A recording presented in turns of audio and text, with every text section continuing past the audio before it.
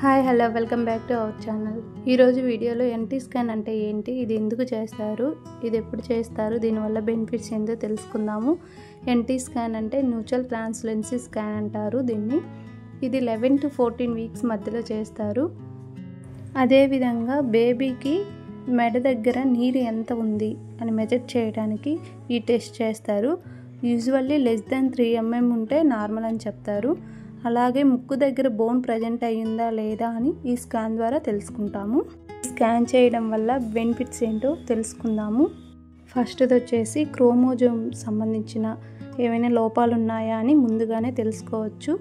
Like down syndrome కానీ, Edward syndrome కానీ, పటౌ syndrome ఇలాంటివి ఏమైనా ఉన్నాయా అని చెప్పేసి ముందుగా తెలుసుకోవచ్చు.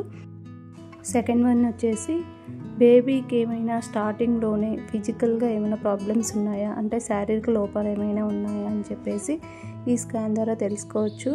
లైక్ ఏమైనా హార్ట్ ప్రాబ్లమ్స్ కానీ, హార్ట్ సరిగా ఫామ్ అయిందా లేదా అని ఇలాంటి సమస్యలు మనం ముందుగానే తెలుసుకోవచ్చు.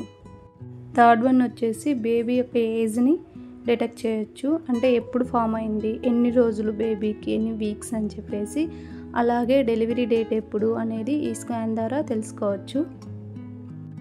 ఫోర్త్ వన్ వచ్చేసి బేబీ లోపల ఎలా ఉంది అంటే హార్ట్ బీట్ ఎలాగా ఉంది, ఈ ప్రెగ్నెన్సీలో ఎలాంటి ఇబ్బంది లేకుండా నార్మల్గా ఉంటుందా లేదా అని చెప్పేసి ఈ స్కాన్ ద్వారా తెలుసుకోవచ్చు.